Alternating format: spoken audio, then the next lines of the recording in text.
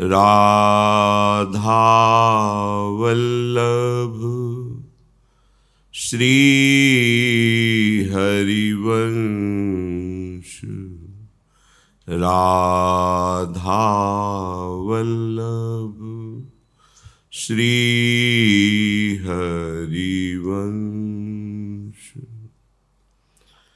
वृंदावनेश्वरी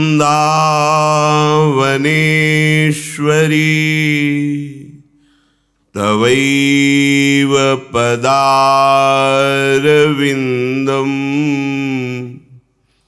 प्रेमामृतैकमकरन्द रसौघपूर्णम्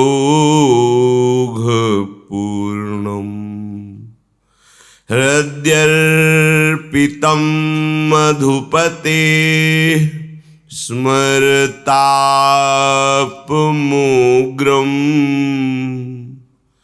निर्वापयत् परमो शीतलमाश्रयामि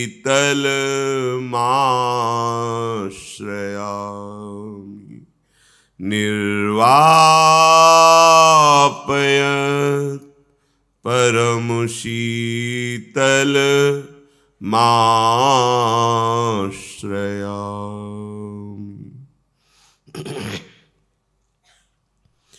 राधा राधा राधा राधा राधा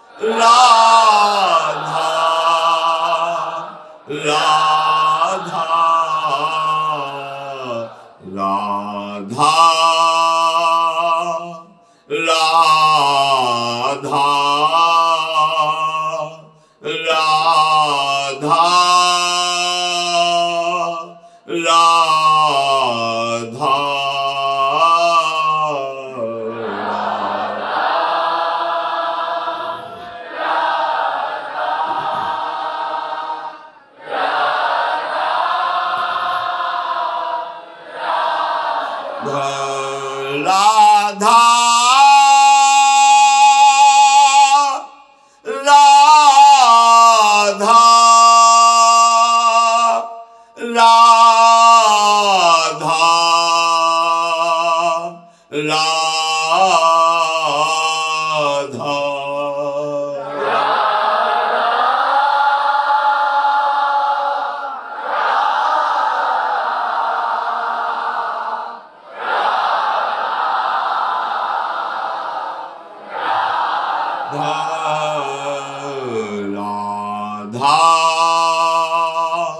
राधा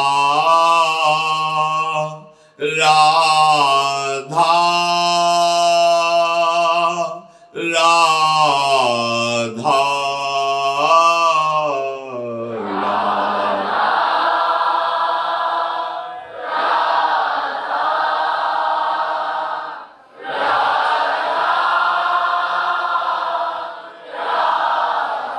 राधा राधा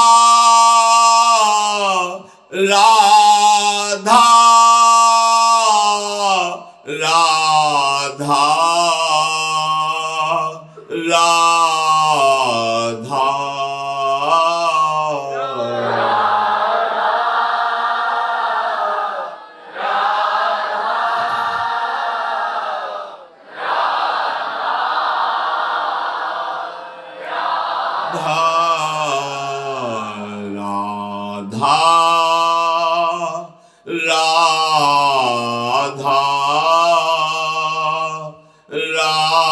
राधा राधा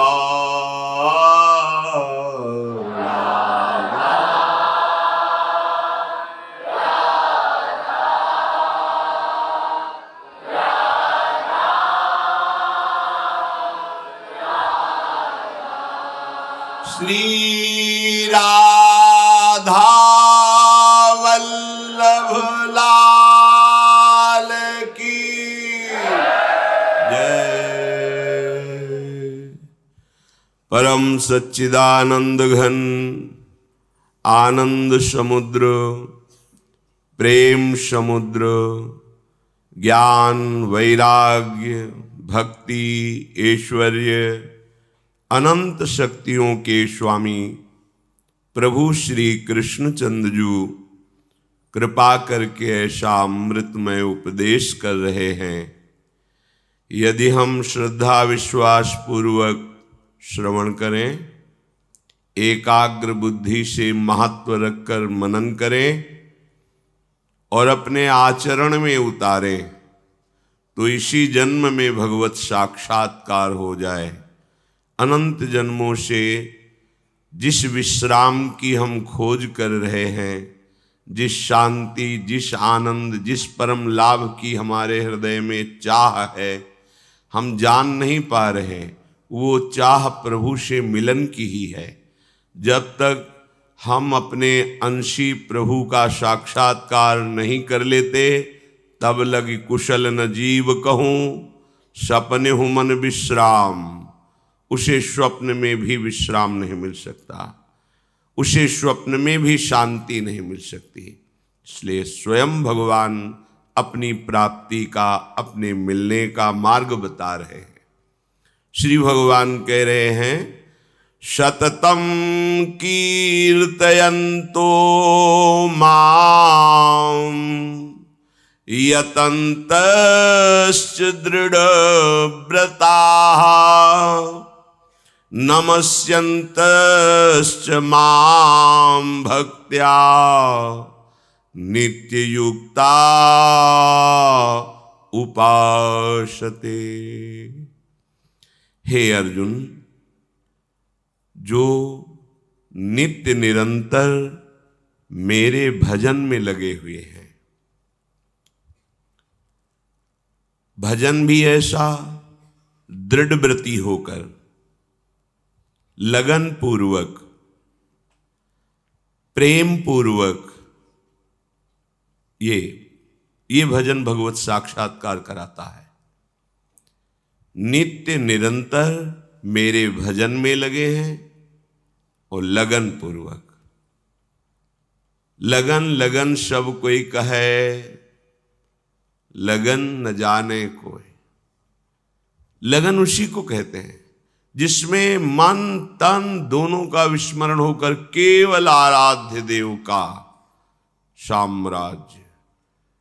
मन भगवदाकार, बुद्धि भगवदाकार, चित्त भगवदाकार, अहम भगवदाकार, नित्य स्वरूप में स्थिति ही निरंतर भजन का स्वरूप है।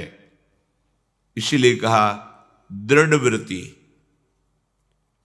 ये दृढ़ व्रति वही हो सकता है जिसके हृदय में सत्संग के द्वारा ये बात बैठ गई है कि शरीर के जितने भी भोग हैं ये सब भ्रमात्मक, केवल समय नष्ट करने के लिए हैं।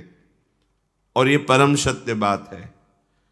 अभी आप अज्ञान से युक्त हैं, इसलिए आपको ऐसा लगता है कि अगर अमुक अमुक भोग मिल जाएं, अमुक अमुक सुख मिल जाए संसार का, तो हम सुखी हो जाएं। लेकिन जिनको वो भोग प्राप्त हैं, जिनको वो सुख प्राप्त हैं, वो उनमें सुखी नहीं हैं। मान लीजिए, कई बार सत्संग में सुनाया है ये बात इसीलिए सुना रहे हैं कि आप तो अल्प भोगों के स्वामित्व को धारण करते हैं। मेरे पास इतना रुपया, इतनी जमीन, इतना। चक्रवर्ती सम्राट महाराज भर्तृहरि जब युवावस्था को प्राप्त हुए तो युवावस्था में सबके हृदय में भोगाकर्षण होता है।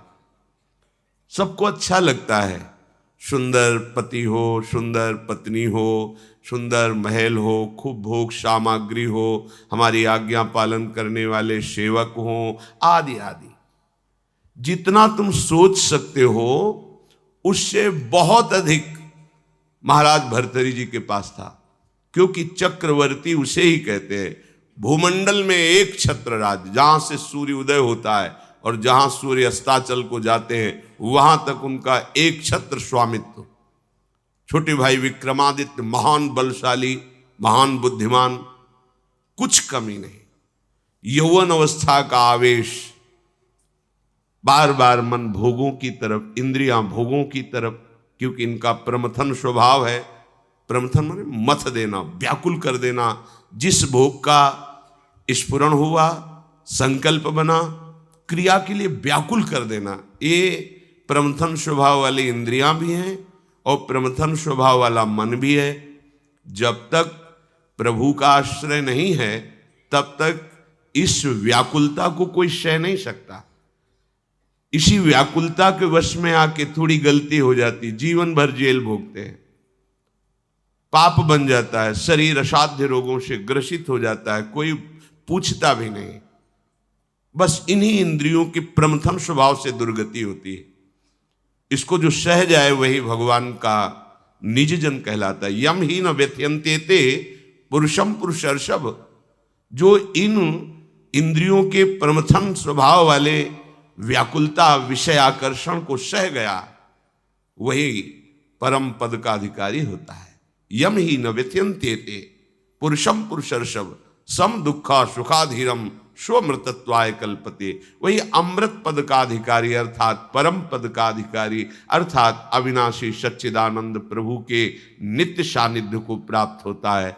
जो इंद्रियजन्य भोगों की व्याकुलता को सह जाए, पर वो वही सह सकता है जिसने परम सामर्थ्यशाली भगवान श्री हरि के नाम का आश्रय लिया है। भर्तृहरि जी के हृदय में स्त्री के प्रति आकर्षण पैदा हुआ। सर्व सामर्थ्यशाली थे, आदेश किया। कई बार सुनाया है, पर ये बार बार सुनकर कम से कम समझ में तो आ जाए। विश्व की सबसे सुंदर राजकुमारी को हमारे पास पत्नी के रूप में वर्ण करने के लिए लाया जाए। कौन नहीं चाहेगा ऐसे सम्राट, ऐसे सुंदर वैभवशाली राजा को अपना पति बनाना। एक पिंगला नाम की बहुत सुंदरी युवती को वर्ण किया भर्तृहरि जी ने, और मन में विचारा कि आखिरकार भोगों में क्या सुख है, इसके लिए मुझे एकांत चाहिए। विक्रमादित्य से कहा, आप राज्य शासन को संभालिए जब तक हम अनुभव नहीं कर लेते। महल में किसी भी तरह की राज दरबार की बात लेकर कोई ना आवे, मुझे स्वतंत्र छोड़ दिया जाए। राजाज्ञा, संपूर्ण भोगों की बाहुल्यता महल में। क्या कभी आग में धीरे धीरे घी डालने से आग शांत होती है क्या? ऐसे ही भोगों को भोगने से कभी कामाग्नि शांत थोड़ी होती है, और भड़कती है। अगर सुख हो तो विश्राम मिल जाए। एक दिन पिंगला काफी समय व्यतीत होने के बाद वो अपनी महल की पीछे खिड़की से झांक रही थी। पीछे अश्वशाला थी, वहां घोड़ों की रक्षा सेवा कराने वाला अश्वपति अपने सेवकों के द्वारा घोड़ों की देख रेख, उनकी सेवा कराता था। बहुत ही हष्ट पुष्ट जवान। पिंगला देखकर आसक्त हो गई, एकांत में मिलने लगी। जब महाराज विश्राम को होते तो एकांत में मिलने लगी। गुप्तचरों के द्वारा यह बात जब विक्रमादित्य को पता चली तो बहुत अंदर से पीड़ित हुए कि क्या करूं, अगर मैं कुछ कहता हूं तो कहीं संशय न कर लिया जाए, अगर कहता नहीं हूं तो ये राजा के प्रति बहुत ही बड़ा विश्वासघात हो रहा है और वो मेरे भ्राता हैं, मैं ऐसा सह नहीं सकता। एकांत में मिलने की प्रार्थना की। बहुत प्रवीण थी पिंगला, समझ गई। महाराज ने कहा आज मेरा भाई मेरे से मिलना चाहता है, पता नहीं क्या समस्या है। उनका मुझे पता है, जाइए पहले आप पूछ कर आइए। राजा को आश्चर्य हुआ, मेरे तक बात नहीं पहुंची, इसको पता है। बहुत प्रवीण थी, पर विषयों में प्रवीणता कोई प्रवीणता नहीं कहलाती। प्रवीणता तो विषयों के त्याग की होनी चाहिए। बुद्धिमत्ता गड्ढे में गिरने की नहीं होती, बुद्धिमत्ता उससे निकलने की होती है। विक्रमादित्य ने कहा कि मेरी बात पर विश्वास किया जाए महाराज, जो महारानी पिंगला है इनका चरित्र ठीक नहीं है, ये अश्वपाल से संबंध रखती हैं, ऐसा मुझे गुप्तचरों के द्वारा पता चला है। आवेश में अंदर गए। रानी ने कहा हम बता रहे हैं, वो क्या बता रहे होंगे? वो यही बता रहे होंगे कि अश्वपाल से हमारा गलत संबंध है। ये तुम्हें कैसे? मुझे पता है। कैसे पता है? देखो हम आपको प्रमाणित नहीं करती, पर आपके भाई चरित्रहीन है, नहीं इसका प्रमाण चाहिए। आप ऐसे पवित्र भाई के ऊपर ऐसी बात नहीं लगा सकती। तो धन दे करके किसी राज सैनिक को अपने अनुकूल करके किसी एक सदगृहस्थ परिवार को इस बात पे राजी किया कि तुम सभा में कहो कि हमारे बहू को ये राजपद पर होने पर गलत दृष्टि रखते हैं, गलत आचरण करते हैं, नहीं तो तुम्हारे पूरे परिवार को मरवा दूंगी। और वो महारानी पद में है, अगर ऐसा बोला तो सब सुख सुविधाएं आपको दे देंगी। वो बेचारा राज भय के कारण ऐसा ही बोला। महाराज की आसक्ति थी पिंगला में, भर्तरी जी की। उन्होंने बिना कुछ विचारे पिंगला की सलाह से और वो प्रमाण सदगृहस्थ जो बोला उससे उन्होंने विक्रमादित्य का राज निष्कासन आदेश कर इन्हें राज्य से बाहर कर दिया जाए, कभी हमारे सामने ना आए, हमारा ऐसा धर्महीन भाई नहीं हो सकता। विक्रमादित्य ने समझाने की कोशिश की लेकिन उनको समझ में नहीं आया। अब तो स्वतंत्रता, लेकिन जो धर्म युक्त होता है भगवान उसकी रक्षा करते हैं। एक ब्राह्मण तपस्या कर रहा था धन लाभ के लिए। देवराज इंद्र प्रकट हुए और उन्होंने कहा कि ये लो अमृत फल, और अंतर्ध्यान हो गए। ब्राह्मण ने कहा वैसे ही दरिद्र हूं, भूखे मर रहा हूं, अमर होके क्या करूंगा, मुझे तो धन चाहिए था। तो चलो विचार आया भगवत प्रेरणा से कि ये फल हम महाराज भर्तरी जी को दे देते हैं। अगर धर्मात्मा राजा बहुत काल तक अमर रहेगा तो प्रजा सुखी रहेगी। राज दरबार में तपस्वी ब्राह्मणों के लिए कहीं कोई रोक टोक नहीं थी। वो गए महल में, मिलने की आकांक्षा की, तुरंत आदर सहित महाराज भर्तरी उपस्थित हुए। आज्ञा कीजिए। और उनका हमने तपस्या की थी धन प्राप्ति के लिए, पर मिला ये मुझे अमृत फल, क्या करूंगा अमर होकर, वैसे ही गरीब हूं। हमारी इच्छा है कि आप जैसे धर्मात्मा राजा यदि अमर रहेंगे तो प्रजा का पुत्रवत पालन करेंगे, और मुझे धन चाहिए तो आप धन दिला दीजिए और ये अमर फल ले लीजिए। अविश्वास की कोई गुंजाइश नहीं थी क्योंकि तपस्वी ब्राह्मण थे। महाराज भर्तरी ने आदेश किया जितना ये धन चाहे इनको दे दिया जाए। अमर फल लेकर एकांत में विचार किया कि मेरा संपूर्ण मन तो पिंगला में लगा हुआ है, मैं अमर होकर क्या करूंगा। यदि पिंगला अमर हो जाए तो जब तक जीवित रहूंगा ये हमारे साथ रहेगी।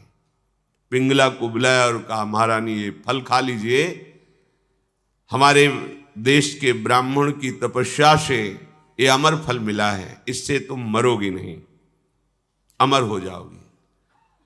उनका आपको पता है कि अमर फल ऐसे नहीं पाया जाता, स्नान आदि करके, देवार्चन करके हम पा लेंगे, दे दीजिए।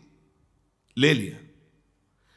पिंगला ने विचार किया कि अगर मेरा मित्र अश्वपाल अमर हो जाए तो फिर हमारा मिलन होता रहेगा। एकांत में जब अश्वपाल मिला तो उसको अमर फल दे दिया कि तुम पालो इसे। उसने भी कहा हम पालेंगे, लेके चला गया। और उसकी परम आसक्ति थी महाराज के दरबार की नर्तकी वैश्या से। नवयुवती अत्यंत सुंदर। उसने उस वैश्या को बुलाया अश्वपाल ने और कहा कि अमर फल मुझे प्राप्त हुआ है, मैं अमर होके क्या करूंगा, मेरी आसक्ति तो तुम्हारे में है, तुम इसे पालो, अमर हो जाओगी।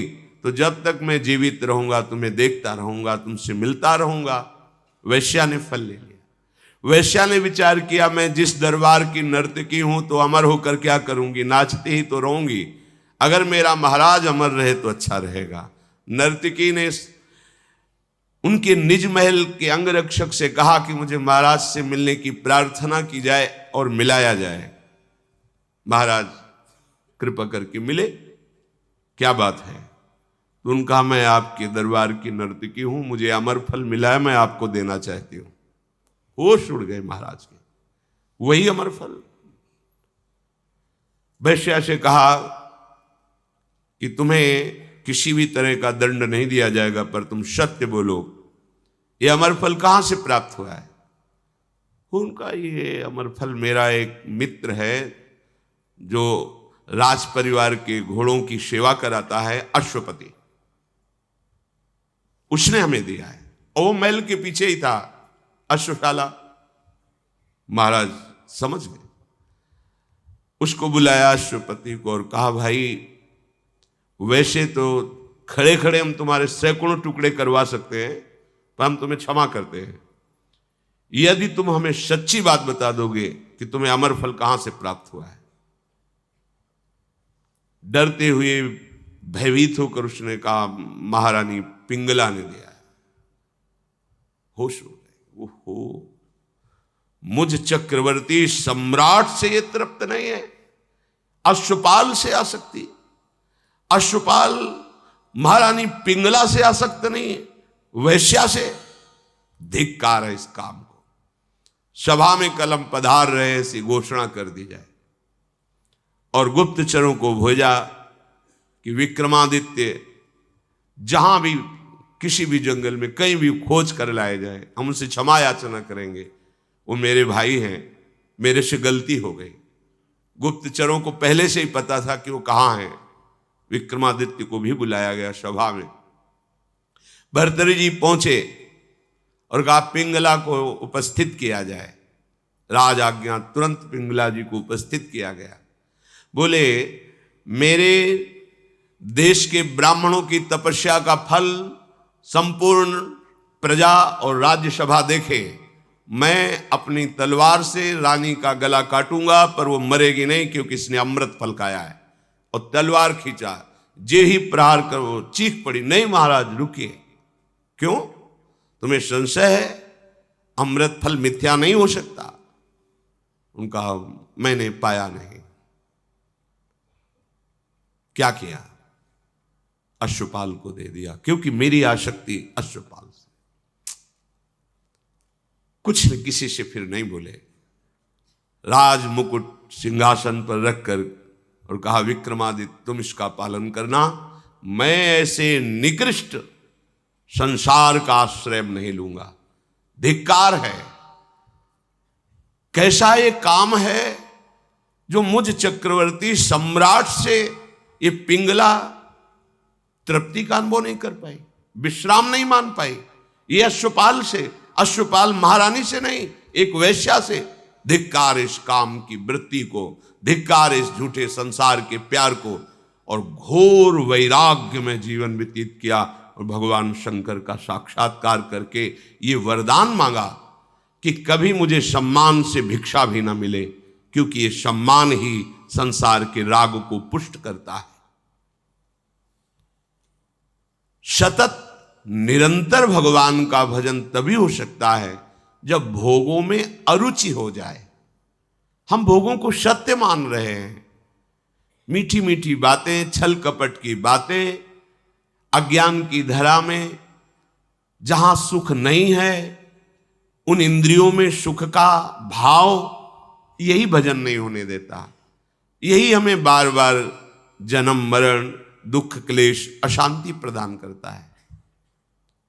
सच्ची मानिए, आप विश्वास कीजिए, आपको प्रभु बहुत प्यार करते हैं, तभी आप सत्संग सुन पा रहे हैं, तभी आप भाग करके आए हैं, आपको प्रभु लाए हैं। अतिशय कृपा राम की हुई, पांव दे यह मार्ग सोई।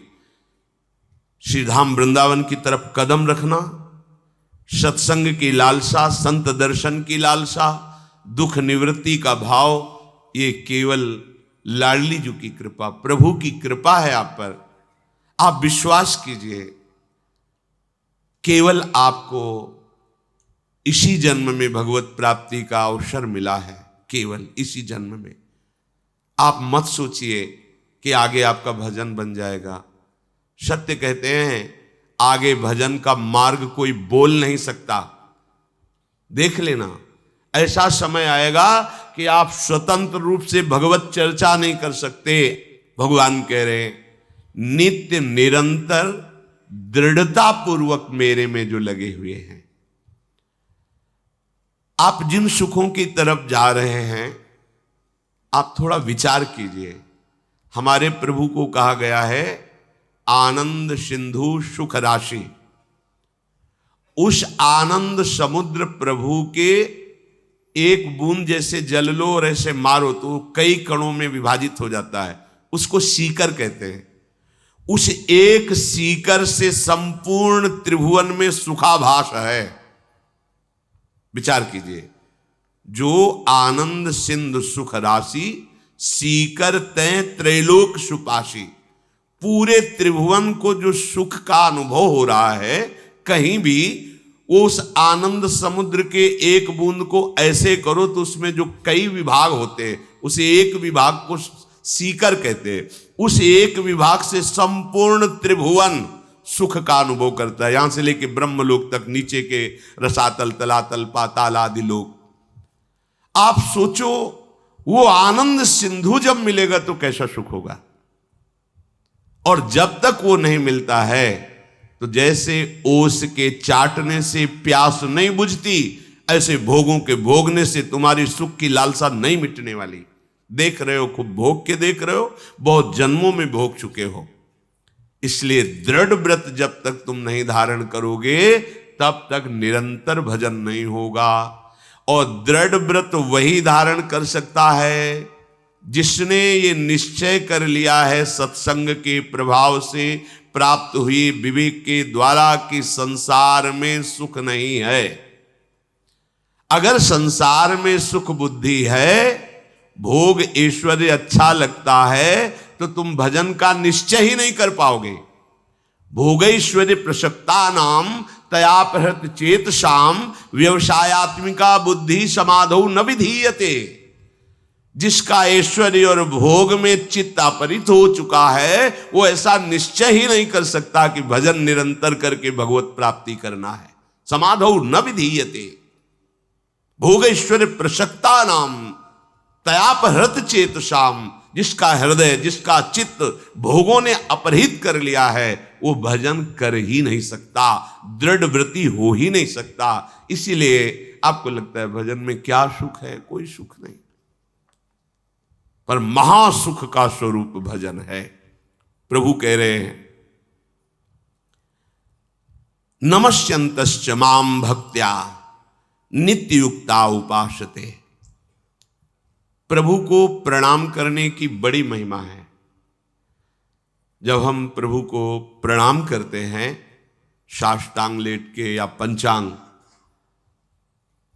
तो प्रभु की कृपा हमको प्राप्त होती है और हमारे उसी समय पाप नष्ट होना शुरू हो जाते हैं।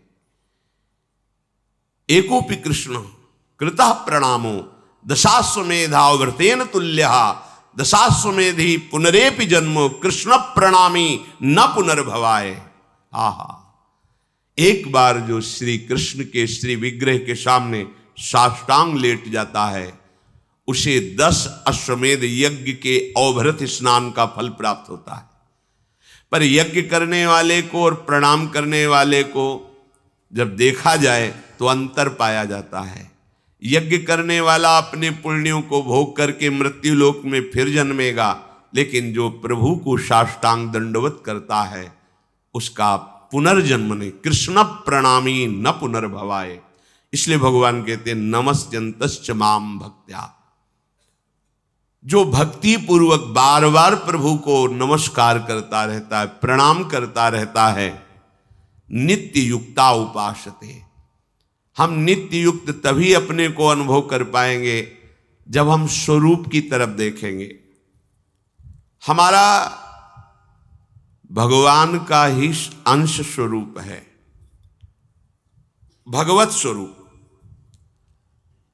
हम जीव इसलिए कहे, जीव एक तरह से कहना अपमान है, ध्यान देना। शरीर के आसक्ति के कारण मुझ भगवत स्वरूप को जीव कहा गया। जैसे रिक्शा चालक, ए रिक्शा, वो खड़ा हो गया, वो रिक्शा नहीं है, उसने अहम कर लिया है रिक्शा में, तो रिक्शा बोलते ही खड़ा हो जाता है। ऐसे ही देहाभिमानी जीव, ये इसका अपमान है जीव कहना। ये भगवान का विशुद्ध निर्मल निर्विकार स्वरूप है, हम सबका, सबका। जो घोर पापाचरण क्रिया में, उसका भी स्वरूप निर्विकार चिदानंदमय है, पर वो क्रियाओं का कर्ता भाव स्वीकार करने के कारण, भोक्ता भाव स्वीकार करने के कारण वो शरीर को अपना मैं मान लिया, इसीलिए उसको दुर्गति भोगनी पड़ रही है। ना होने पर भी उसे दुख भोगना पड़ रहा है। नित्य युक्ता, मैं प्रभु का हूं, प्रभु मेरे हैं, इस भाव को स्वीकार करके जो प्रभु को प्रणाम करता रहता है, प्रभु का सतत नाम जप करता रहता है, नाम कीर्तन करता रहता है, प्रभु का स्मरण करता रहता है, महासुख में निमग्न हो जाता है। सच्ची मानिए, अभी आप जानते नहीं कि सुख किसे कहते हैं। आपने रुपये को सुख माना, शरीर को सुख माना, भोग सामग्रियों को सुख माना, पर आप देखो ना, अंदर से आप चिंतित हैं, भोगने पर भी आप अशांत हैं। भोगते हुए इतना समय व्यतीत हो गया, पर भोग की वही तृष्णा है, उसी को भोग रहे हैं, पर बार बार भोगने की इच्छा। अगर सुख होता तो अब कछुनाथ न चाही मोरे, ऐसा आ जाता ना कि मैं जो चाहता था मिल गया, मिल गया। वो भोगों में नहीं, वो तो भोगों से हटने में है। त्यागात् शान्तिरनन्तरम, शांति का अनुभव त्याग के द्वारा होता है। जब तक हमारे अंदर भोगों की, भोगने की प्रबल लालसा है, तब तक बहुत दुर्गति है। अभी आप समझ नहीं रहे हैं, बहुत दुर्गति। जितने दंड हैं, जितने रोग हैं, जितनी गतियां, दुर्गतियां, ये सब भोगों के कारण ही होती है। विचार करके आप देख लेना। नित्य युक्त, हमें नित्य युक्त, वैसे हम हैं ही, पर स्वीकार करना होगा कि मैं प्रियालाल का, प्रियालाल मेरे, और फिर उनका निरंतर नाम जप, निरंतर नाम कीर्तन और बार बार प्रणाम। पूज्यपाद श्री उड़िया बाबा जी के वचन कि भगवान के श्री विग्रह के सामने से जय बार निकले तय बार प्रणाम करें, गुरुजनों के सामने जय बार जाए तय बार प्रणाम करें। उससे आपका अहम नष्ट होगा, शरीर निष्पाप होगा और आपकी आयु बढ़ेगी, आपकी बुद्धि शुद्ध होगी, आपका श्री वैभव बढ़ेगा। अब हम इतने अभिमानी हो गए हैं कि हमारा प्रणाम करने की तो बात जाने दो, मृदु वचन बोलने की भी सामर्थ्य नहीं रह गई। नाक में गुस्सा है, कड़ुआ स्वभाव है, हिंसात्मक वृत्ति है, नम्रता, दैन्यता, शीलता, ये सब सद्गुण अंतर ध्यान हो गए। आसुरी भाव, राक्षसी भाव की वृद्धि हो रही। कैसे हम सुख शांति आनंद का अनुभव करें? पूज्य श्री राधा बाबा कहते हैं, मेरी बात मान लो भैया, तुम केवल हमारे प्रभु श्री हरि पर श्रद्धा कर लो, बिना कुछ देखे भगवान तुमको प्यार कर रहे हैं, ये तुम्हें अनुभव होने लगेगा। आप केवल प्रभु को अपना मानिए कि प्रभु मेरे वही हैं, पर आप नहीं मानते। मान लो तो आनंद से युक्त हो जाओगे। मैं बार बार आप लोगों से प्रार्थना करता हूं कि मेरी बात समझने के लिए आप अधिक से अधिक नाम जप करें। बड़े बड़े संत महात्माओं से मिला हूं, उनका यही अनुभव है कि जो जितना अधिक भजन करेगा उतनी जल्दी ही वो दुखों से हट करके आनंद में डूबेगा। पुनः ध्यान दीजिए, बड़े बड़े संत महापुरुषों का अनुभव है कि जो जितना अधिक नाम जप करेगा, भजन करेगा, उतना ही वो दुख अशांति से दूर होकर आनंद में डूबेगा। प्रभु में श्रद्धा इतनी बढ़ाओ कि वो प्रेम रूप धारण कर ले और मेरे हृदय में लगन लग जाए कि अब मुझे भगवान के दर्शन करने हैं, क्योंकि उनके दर्शन का ऐसा फल है फिर कभी स्वप्न में भी दुख नहीं मिल सकता, आ ही नहीं सकता, दुख आ ही नहीं सकता। बहुत बहुत बढ़िया अवसर है। सत्संग के प्रभाव से, भगवत कथा श्रवण के प्रभाव से, नाम जप के प्रभाव से ये चाह प्रकट होती है। ये चाह प्रकट होना बड़ी दुर्लभ बात है कि बस इस जन्म का लक्ष्य है निरंतर भजन करते हुए भगवत प्राप्ति करना। आज तक जितने भी बड़े बड़े महापुरुष हुए हैं, सबके जीवन में मूल प्रभु के नाम का जप रहा है, नाम का स्मरण रहा है। इसलिए मैं फिर हाथ जोड़कर प्रार्थना करता हूं, चाहे तुम कोई भी हो, कहीं भी हो, कैसे भी हो, ध्यान दीजिए, चाहे तुम कोई भी हो, बालक हो, बूढ़े हो, जवान हो, किसी भी वर्णाश्रम के हो, कैसे भी हो, गंदे हो, व्यभिचार करते हो, हिंसा करते हो, गलत नशा करते हो, देखो बिल्कुल कृपा ही कृपा है। बस तुम एक बात मेरी मान लो, फिर तुम सुखी हो जाओगे। क्या? तुम मन से भजन नहीं कर पाओगे, तुम वाणी से भजन करना शुरू करो। राधा वल्लभ श्री राधा वल्लभ श्री राधा वल्लभ राधा राधा राधा राधा राधा राधा राधा राधा राधा राधा राधा। आप सोचो कि मैं मानसिक जप करूं, उसके लिए एकाग्रता और पवित्र हृदय चाहिए। वो इसी से हो जाएगा, इसी से प्रारंभ हो जाएगा मानसिक जप। आवश्यकता है अधिक, जब जरूरत हो तो बोलो, नहीं तो कम बोलो। व्यर्थ में मत बात करो, नाम उच्चारण करो। तुम्हारे ओंठ हिलते रहने चाहिए। वो एक अवस्था होती है जिसमें परावाणी में नाम समा जाता है। ये वैखरी है, जो हम बोल रहे हैं वैखरी है। फिर एक जो ओठ चल रहे हैं केवल मध्यमा है, और जो गले से भजन होता है पश्यंती, हृदय देश ऐसे परा मूलाधार केंद्र में जाकर के, जहां से वाणी का प्रकाश होता है, वहीं जाके नाम बैठ गया। आप तो जपना थोड़ी है, अजपा जाप, निरंतर भजन होता है। परा पश्यंती मध्यमा वैखरी। तो पहले उपासक को, कोई भी हो, कैसा भी हो, कहीं का भी हो, आप व्यसन नहीं छोड़ पा रहे, नशा नहीं छोड़ पा रहे, गंदी बातें नहीं छोड़ पा रहे, चिंता मत कीजिए। जब आप बलशाली होंगे तो अपने आप ये सब छोड़ देंगे। बल क्या? श्री हरिवंश नाम बल लहो, तो अपने मन भाई सब कहो। जितना तुम नाम जप करोगे उतने तुम्हें अध्यात्म शक्ति प्राप्त होगी, अध्यात्म बल प्राप्त होगा, और तुम जिस विषय को छोड़ना चाहोगे ऐसे छोड़ दोगे। जहां आप मन लगाना चाहोगे लगा सकते हो। आप देखिए, हृदय में देखिए, हम लोग इतने कमजोर हो चुके हैं। छोटे छोटे व्यसन, छोटी छोटी बातें, छोटी छोटी आदतें, ये हम नहीं छोड़ पा रहे। आज कसम खाते हैं, 4 दिन बाद फिर वही करने लगते हैं। तो तुम्हारी कसम में इतनी सामर्थ्य नहीं कि रोक ले। नाम में सामर्थ्य है। जितना नाम जप करोगे बुद्धि शुद्ध होगी, अध्यात्म बल बढ़ेगा, और आप निर्विकार की तरफ बढ़ोगे, विकारों का त्याग कर सकते हो। जैसे जैसे अंतःकरण पवित्र होगा वैसे वैसे अपने आप आपके ये गंदी बातें छूटती चली जाएंगी और आपका प्रभु से प्रेम हो जाएगा। जब प्रभु से प्रेम हो जाता है तो प्रभु दूर नहीं रहते, हाँ बातें करते हैं। उपासक उनके साथ खेलता है, पर ये दूसरा नहीं जान सकता। वही जान सकता है जिसे जना दे, नहीं तो उसका एकांतिक खेल चलता रहता है प्रभु के साथ। छिन छिन रुदन करंत छिन गावत आनंद भरी, छिन छिन हार हसंत यह जो कृपा हरिवंश की।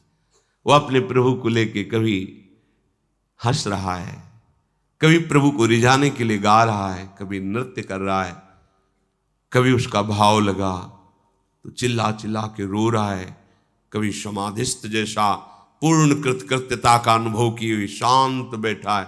ये भाव दशाएं आने लगती हैं। किनकी? जिनका नाम जप करते करते अंतःकरण पवित्र हो गया है। जब तुम्हें नाम प्यारा लगने लगे, कैसा नाम प्यारा? कोई बोला राधा, ऐसा लगा जैसे अमृत पिला दिया गया हो, श्रवणेन्द्रिय से अमृत। राधा नाम सुधा रसम। आप जपिए तो फिर देखिएगा आपको कैसा नशा चढ़ता है इस नाम से, कैसा आपको परम सुख, कैसी बेपरवाही, कैसी मस्ती आती है इस नाम से। आपको फिर नाम जपने की चेष्टा नहीं करनी पड़ेगी, स्वतः नाम पकड़ लेगा। जब तक ऐसा हृदय में भाव ना आवे तब तक तुम्हें हठ करना पड़ेगा, जबरदस्ती जिद्दी स्वभाव रखना पड़ेगा। राधा वल्लभ राधा वल्लभ राधा वल्लभ। मन कह रहा है नहीं, ये देख लो, ये सुन लो, ये चख लो, ये छू लो, ये भोग लो, कुछ मैं सुनना, जिद्दी स्वभाव, राधा राधा राधा राधा। जैसे भी हो, अधिक से अधिक आप अपनी जिह्वा से नाम जप करें। प्रभु की कृपा आपको कैसे संभालेगी ये खुद आप वर्णन करेंगे आगे चल करके। ओहो, मुझ अधम को कैसे कृपा कितनी ऊंचाई पे ले आई नाम जप के द्वारा। आप लोग चाह करें बहुत कम समय में भगवान मिल जाएंगे।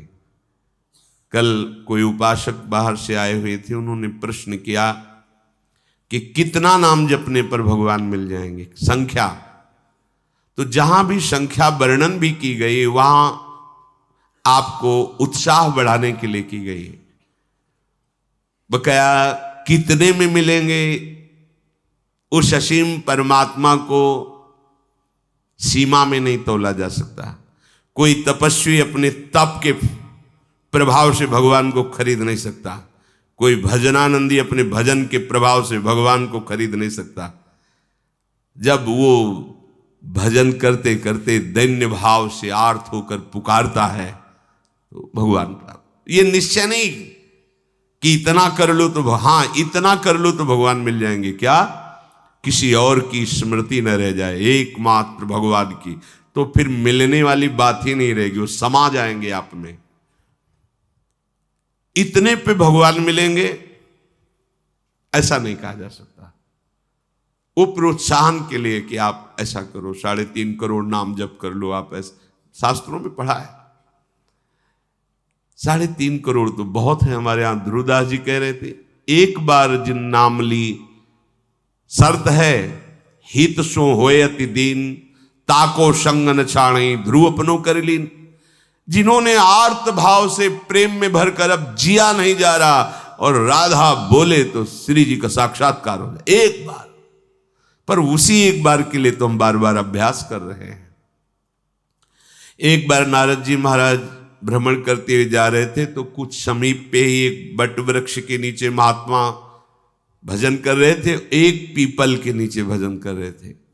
तो नारद जी को प्रणाम करके बट वृक्ष वाले महात्मा ने कहा, आप तो भगवान से मिलते रहते हैं, श्री हरि से पूछना कि मुझे क्या साक्षात्कार होगा आपका, और होगा तो कब होगा।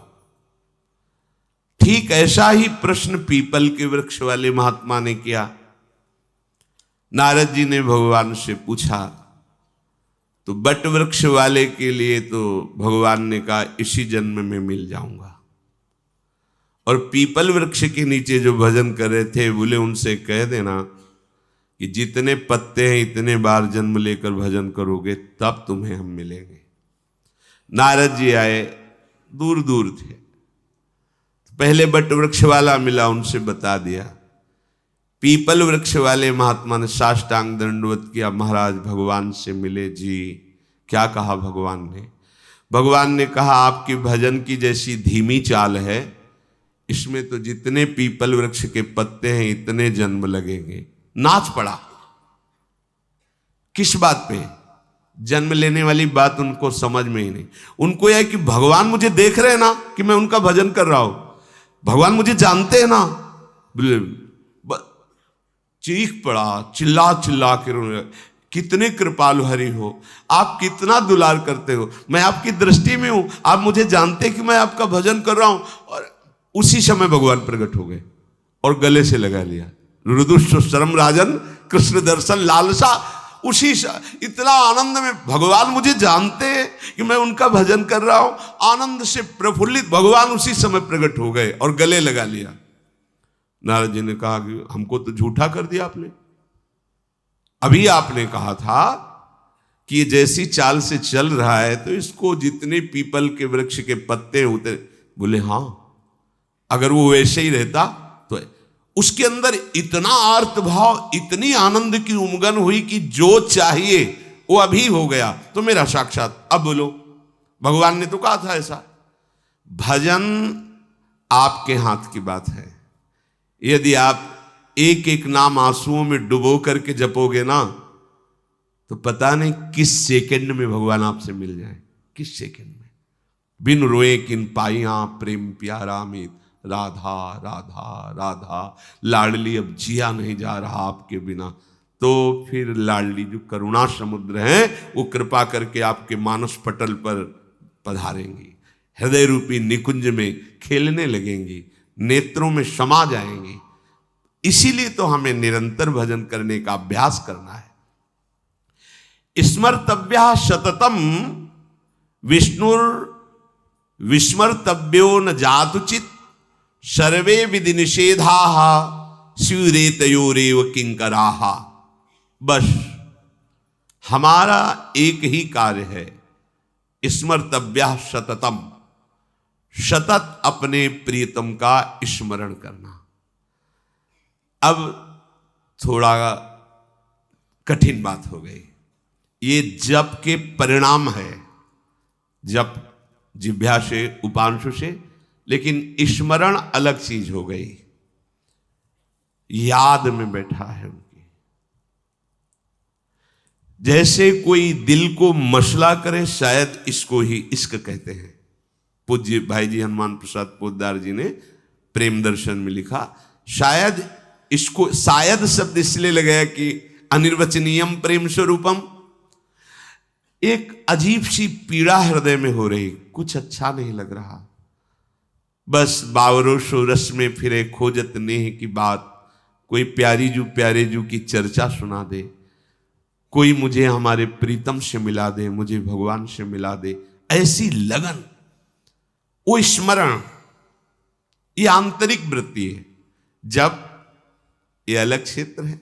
स्मरण, स्मरण जब जागृत होता है तो ये कभी नहीं हटता, कभी नहीं, ना तो जागृत में, ना स्वप्न में, ना सुषुप्ति में भी नहीं हटता है। निद्रा समाधि स्थिति, वो गोरे चरणारविंद में ही सुषुप्ति जैसा दिखता है पर वो सोता नहीं। हर समय प्यारी जू की मधुर स्मृति पूर्ण विश्राम स्थल है उसके लिए। जितनी विधियां हैं, जितने निषेध हैं शास्त्रों में, ये करो ये ना करो, उन सब का फल है तुम्हारे हृदय में भगवत स्मृति जागृत हो जाए। संपूर्ण शास्त्रों के स्वाध्याय का, ज्ञान का फल है भगवत स्मृति जागृत हो जाए। जैसे गीता जी पूरी सुनने के बाद अर्जुन जी ने कहा, नष्टो मोहा स्मृतिर्लब्ध्वा त्वत्प्रसादान मयाच्युतः।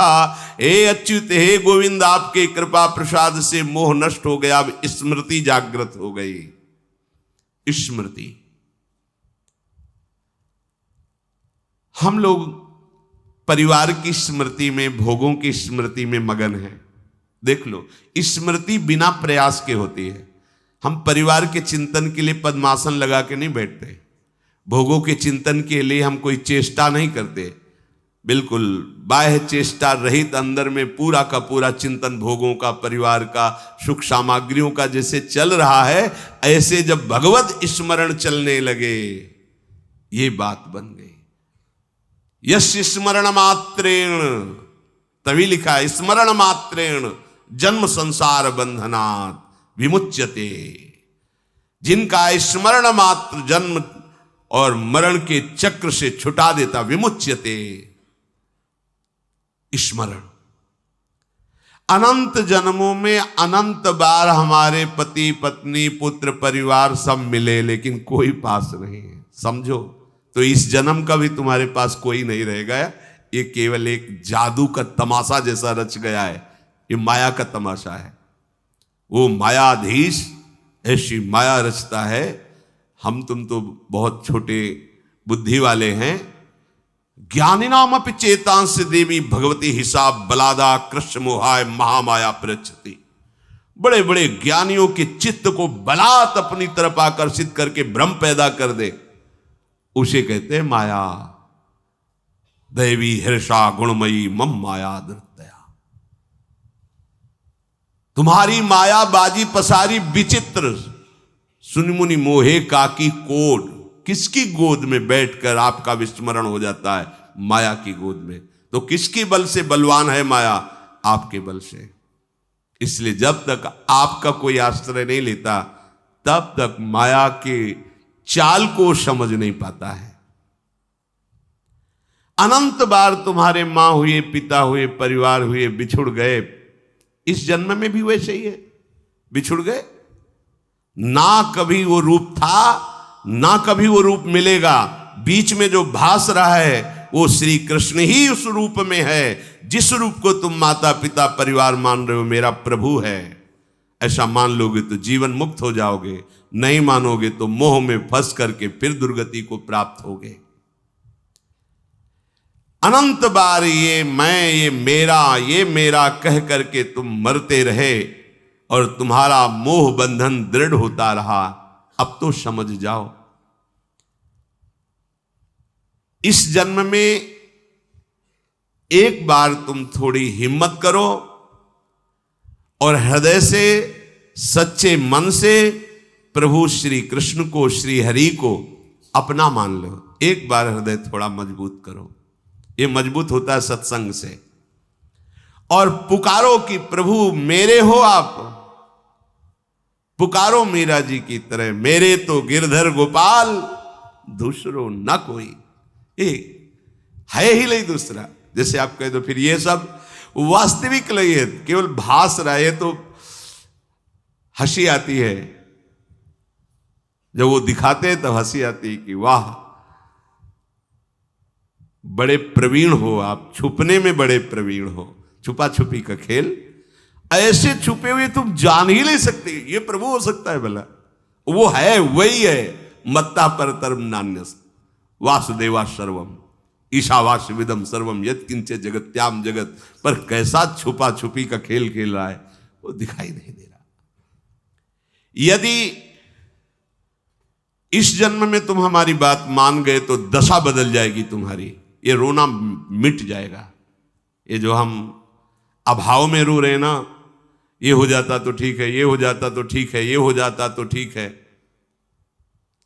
एक बार तुम श्री कृष्ण को अपने हृदय के भावों को समर्पित करके देखो, निहाल हो जाओगे। मेरी प्रार्थना है इस जन्म में भूल मत करना। पूज्य श्री राधा बाबा के मेरी प्रार्थना है, इस जन्म में भूल मत कर देना।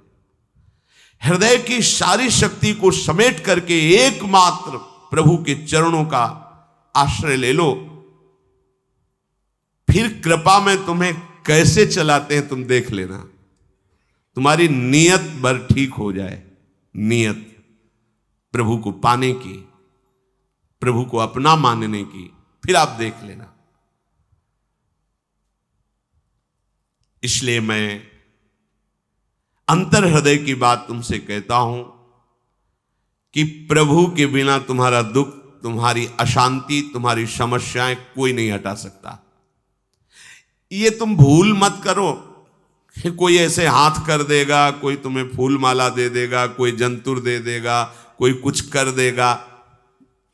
हम अश्रद्धा नहीं करते, पर भाई देखो, तुम्हारे कर्म जितने प्रबल है तुम्हें दंड देने के लिए, किसी जंतुर में इतनी ताकत नहीं है, किसी राख में इतनी ताकत नहीं, किसी फल फूल में इतनी ताकत नहीं, किसी आशीर्वाद में ताकत नहीं।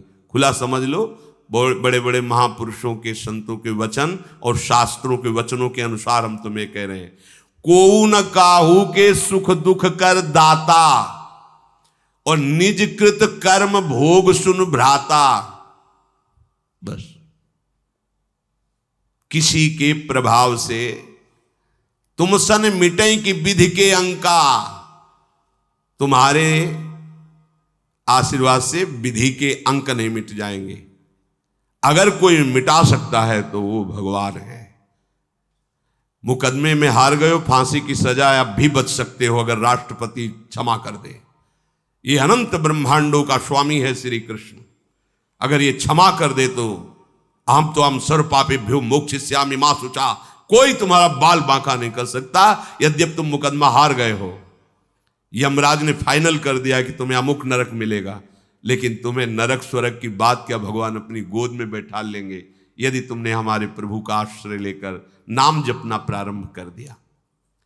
जिस समय ध्यान से सुने, बड़े महापुरुष के वचन है, कोई हृदय से ऐसा कहता है कि आज से मैं राधा कृष्ण की शरण में हूं, प्रियालाल की शरण, उसी क्षण से उसका मंगल विधान शुरू हो जाता है। उसी क्षण से मंगल की नींव पड़ गई। अब थोड़ा मंगल को समझना होगा। हमारे समझने वाले मंगल में और प्रभु के विधान मंगल में अंतर है। हमारे समझने में मंगल होगा हमारे भोगों की मांग पूरी होने में, लेकिन ये बात नहीं है। फिर सोच के देख लो, जिन भोगों को तुम चाह रहे हो वो किसी के पास है, वो कोई और भोग चाह रहा है, मंगल नहीं है। तो जब हम प्रभु की तरफ चलते हैं तो हो सकता है हमारा माना हुआ मंगल नष्ट कर रहे हो, तो हमें उस समय ये प्रश्न नहीं करना चाहिए कि जिस दिन से भजन शुरू किया उस दिन से विपत्ति ही विपत्ति आ रही, क्योंकि मंगल भवन ने मंगल की नींव रख दी तो तुम मंगल का परिचय जानते नहीं हो। अब वो मंगल का महल खड़ा करेगा, अब रो चाहे चिल्लाओ। वो ऐसा डॉक्टर नहीं कि तुम भाग जाओ वो तुम्हें छोड़ दे। एक बार जिसका हाथ पकड़ लिया मंगल भवन में बैठाल के ही छोड़ा है, और संसार अमंगल भवन है। यहां कभी किसी का भोगों से मंगल नहीं हुआ, ना होगा, ना हो रहा है। पर भ्रम से हम ऐसा मानते कि इतने रुपए अगर भगवान दे दे तो हमारा मंगल हो जाएगा, हमें सुंदर सुंदर ये सब भोग सामग्री मिल जाए तो जय श्री हरि की बड़ी कृपा हो गई। तुम्हारे सोचने से नहीं होगी, हरि जिस तरह मंगल होगा वैसा करेंगे। कई लोग कहते हैं कि नाम जप में हमारी प्रीति नहीं होती, तो हम कहते हैं चाह करो नाम जप की। पर ये चाह कैसे उत्पन्न होती है? ये संतों के संग से होती है। भजन न होई संग बिनु, भजन बिना नहीं प्रेम। जब हम भजन करने वाले संतों का संग करते हैं तो हमारे हृदय में भजन की चाह पैदा होती है, क्योंकि संत संग से बहुत जल्दी पातक नष्ट होते हैं। दरस परस अघनास, बिना प्रयास के पाप नष्ट होते। उनके दर्शन करने से, उनकी बात सुनने से, उनकी चितवन से पाप नष्ट होते हैं। हम जैसे तीर्थ स्नान आदि करते हैं तो उससे भी पाप नष्ट होते हैं, पर अंतर है। पाप तो नष्ट हो सकते हैं लेकिन पाप की प्रवृत्ति बनी रहती है। तो जैसे ऊपर से ऐसे काट दो तो और कई किंगा प्रकट हो गए। तो पाप का मूल जो दुर्वासनामम सदा परिकर्षयन्ति पाप प्रवृत्ति, संत जनों के संग से सीधे जड़ में प्रहार होता है, पाप प्रवृत्ति का ही नाश होता है। इसलिए गंगा पापम शशीतापम दैन्यम कल्पतरुस्तथा, लेकिन पापम तापम तथा दैन्यम हरति साधु समागमा। यदि भगवत प्रेमी संतों का संग मिल जाए तो पाप ताप साप सब नष्ट हो जाते हैं। कोई भी चाह जब तक संसार की है तब तक असली भजन की चाह नहीं प्रकट होती है।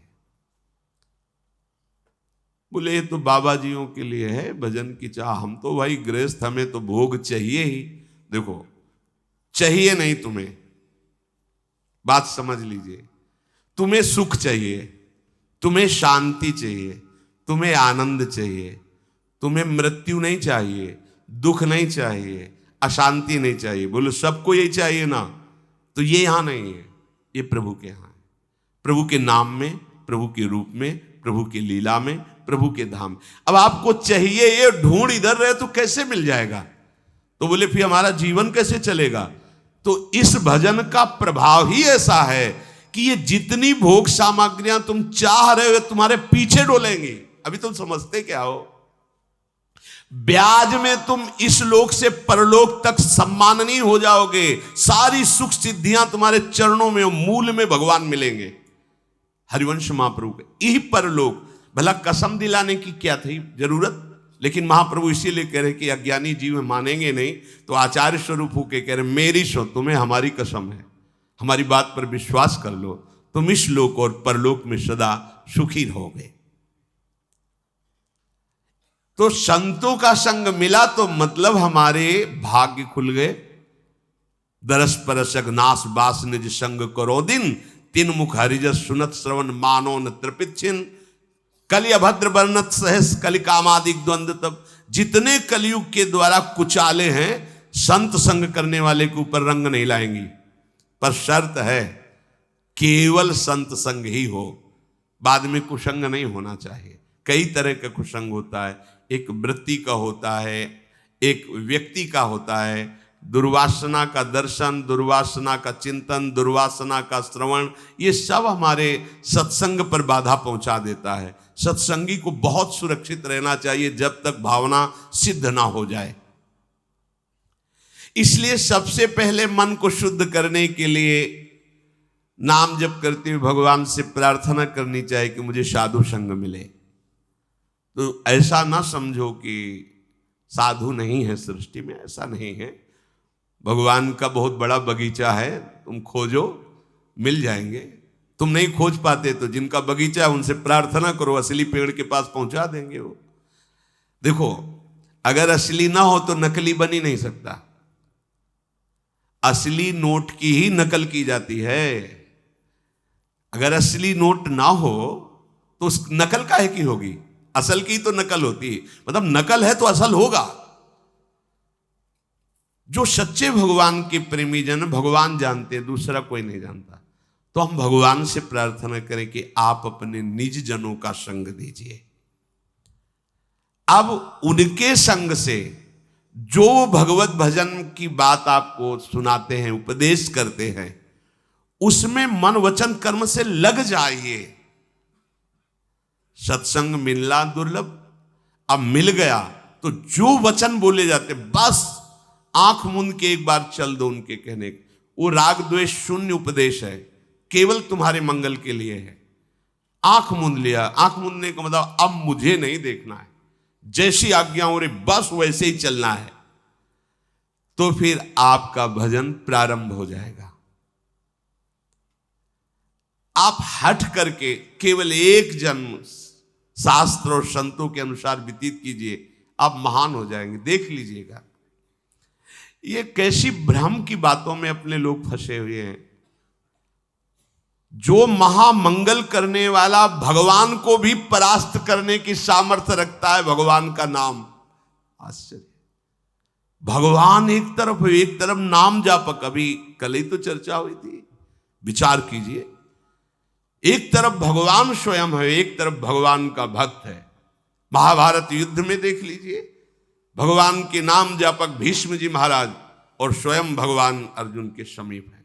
भगवान ने कहा था मैं प्रण लेता हूं, महाभारत युद्ध में कभी अस्त्र नहीं उठाऊंगा, और भीष्म जी ने कहा मैं गंगा का पुत्र न कहा हूं यदि आपसे अस्त्र न ग्रहण करा लूं। तो नाम जापक की विजय हुई और भगवान अस्त्र लेकर दौड़ पड़े मारने के लिए भीष्म को। अपनो प्रण विसार भगत को पूरो प्रण निभाओ। अरे वो अपनी बात झूठी करने के लिए तैयार है यदि आप नाम जप कर रहे हो। सत्य सच्चिदानंद की बात कभी मृषा नहीं हो सकती, लेकिन वो अपने भक्त की बात के लिए अपनी बात नीची कर सकते हैं, अपने भक्त की नहीं। नाम में ऐसी शक्ति है, पूज्य राधा बाबा, हमने और किसी साधन में ऐसी शक्ति अनुभव नहीं की। मानो, भगवत प्रेमी संतों की बात मानो, कुछ दिनों के बाद तो मन पकड़ लेता है नाम को। एक महात्मा के पास उनके शिष्य गए और कहा कि 18 वर्ष हो गए, आपने कहा था राम राम राम राम जपना, सब ठीक हो जाएगा। 18 वर्ष हो गए जपते हुए, मुझे तो ऐसा कुछ नहीं लगता कि मुझे कुछ मिला। उनका अच्छा, आपको ऐसा अनुभव हुआ? बोले हाँ। तो बोले तो हमें क्या मानते हो? बोले गुरुदेव। मतलब गुरुदेव का मतलब? बोले हमारे प्राण। तो बोले मैं तुम्हें अपनी कसम देता हूं, कल इसी समय मिलना, हम आपको फिर ऐसी मंत्र शक्ति से युक्त करेंगे कि आप निहाल हो जाओगे। बस कल तक जो अभी नाम 18 वर्ष आपको दिया था, इसको एक बार भी मत जपना, तुम्हें हमारी कसम है। कल आना, आप जाओ। जे ही वो प्रणाम करके हटे तो अभ्यास, सीढ़ी तक नहीं पहुंच पाए, रो के लौटे और चरणों में गिर गए। बोले महाराज अब नाम तो ये नहीं छूट सकता, प्राण छूट सकते हैं। बोले ये मिला है। तुम्हें क्या मिला? ये मिला है कि प्राण छूट सकते हैं, नाम नहीं छूट सकता। जाओ, इसका परिणाम देखना। इसका परिणाम महामोदमय, मंगलमय, परमानंद भगवान के धाम में जाकर तुम्हारा स्वागत होगा। भगवान के धाम में सोचो, यहां यदि स्वयं राष्ट्रपति तुम्हारा स्वागत करे तो कैसा लगेगा? पूरा भारत आपको बड़े गर्व की दृष्टि से देखे। हाँ, राष्ट्रपति, अखिल कोटि ब्रह्मांडों का स्वामी आओ और तुम्हारा स्वागत करे धाम में। और फिर हमारी प्रिया जी तो करुणा समुद्र है। ये नाम आपको वो सौभाग्य प्रदान करेगा जो किसी साधन से भी नहीं। पूज्य राधा बाबा कह रहे कि नाम में जैसी हमने शक्ति देखी, वैसी किसी साधना में नहीं देखी। इसलिए मैं कह रहा हूं, बिना श्रद्धा के, बिना प्रेम के, हठ पूर्वक जिह्वा से तुम केवल नाम उच्चारण करो। कितनी बढ़िया बात कह रहे। श्रद्धा नहीं है, मन नहीं लग रहा, कोई रुचि नहीं, कोई प्रेम नहीं, चलेगा, काम हो जाएगा, हो जाएगा। नाम अपनी शक्ति से काम, जैसे जहर है, बिना श्रद्धा के, बिना प्रेम के आप पियो मर जाओगे। कोई हठपूर्वक पिला दे तो मर जाओगे, क्योंकि उसका प्रभाव है। ऐसे ही नाम का प्रभाव है। भाव कुभाव अनखाल सहु, नाम जपत मंगल दिसिद सहु। यदि जिह्वा ने नाम को पकड़ लिया तो नाम तुमको पकड़ लेगा।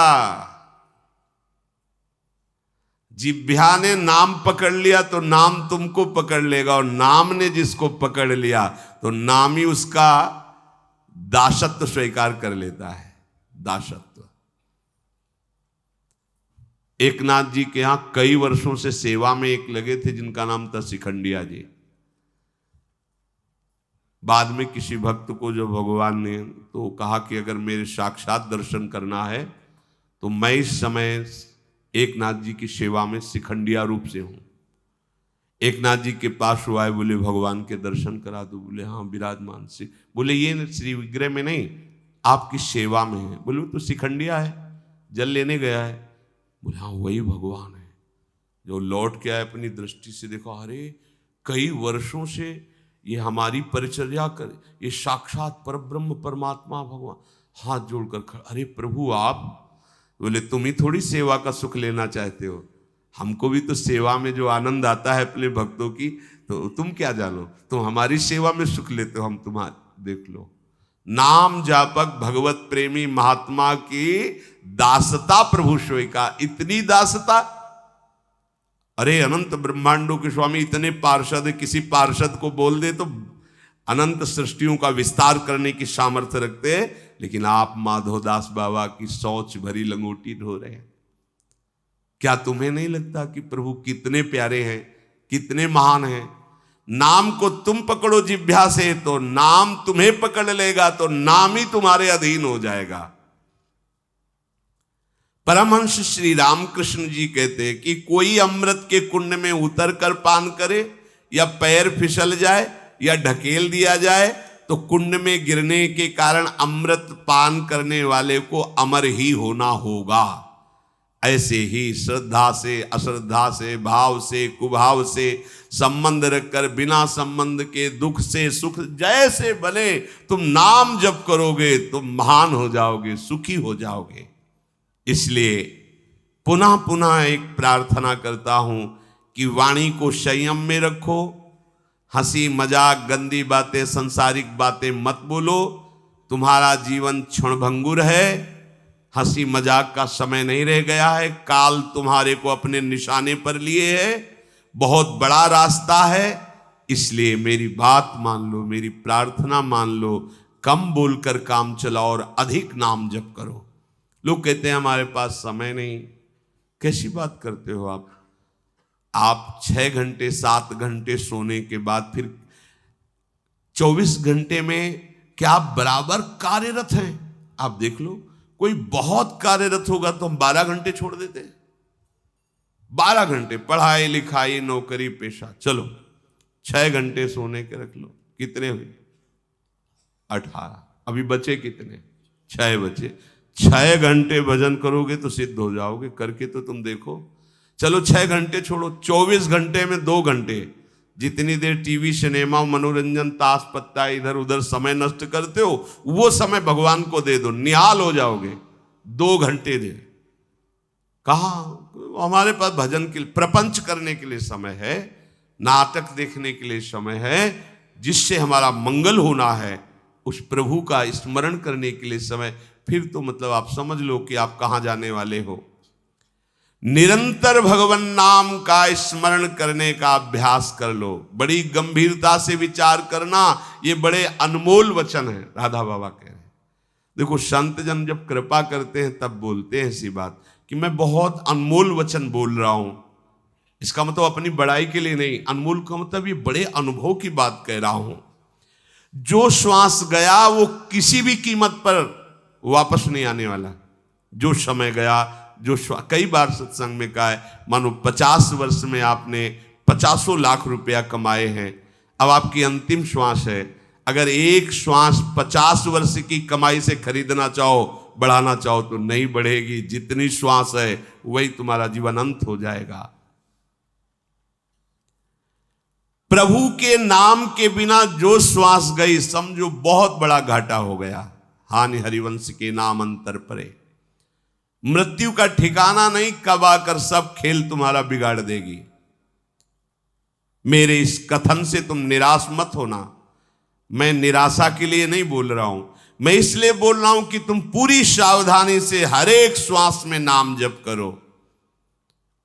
अगर हर एक श्वास तुमने प्रभु में लगा दी तो एक बान करुणा निधान की, सोप्री जाके गति नान की। जन अवगुण प्रभु मानन काहू, दीन बंधु अति मृदुल स्वभाव। ऐसी कवन प्रभु की रीति, बिरद हेतु पुनीत परिहरि पावरन पर प्रीति। वो आप पर प्रेम करने लगेंगे, वो आप पर दुलार करने लगेंगे, प्रभु कृपा करने लगेंगे। संतों का कहना है कि तुम अपनी जितनी चिंता करोगे उतने ही परेशान हो जाओगे। यदि अपनी चिंता भगवान के ऊपर छोड़ दो तो तुम निश्चिंत हो जाओगे और सुखी हो जाओगे। भार लिए डोल रहे हैं अपने शरीर का और 2-4 संबंधियों का, और अनंत ब्रह्मांडों का जो पालन कर रहा है उस पर तुम्हें विश्वास नहीं हो। एक बार छोड़ के तो देखो प्रभु पर। भगवत कृपा का आश्रय और निरंतर नाम जप ये जीवन को दिव्यता में ले आता है, दिव्य जीवन बना देता है। आज का वातावरण कोई तुम्हें भगवान नाम जपने के लिए सहयोग दे ऐसी आशा मत रखना कि भाई वातावरण अनुकूल हो तो भजन हो जाए। आप ऐसा मत सोचो कि वृंदावन में भी आपको भजन की अनुकूलता मिल जाएगी। अगर आप भजन में चित्त नहीं जोड़ोगे तो यहां भी आपको भजन रहित करने की बहुत बातें हैं। सब भगवत स्वरूप हैं, आप ऐसा चिंतन करो और खुद भजन में लगो। नहीं तो बहुत से ऐसे सलाहकार, बहुत से ऐसे प्रापंचिक दृश्य, बहुत सी ऐसी बातें जो आपको भजन से विमुख कर देंगी। खुद देख लो ना, आप खुद देख लो।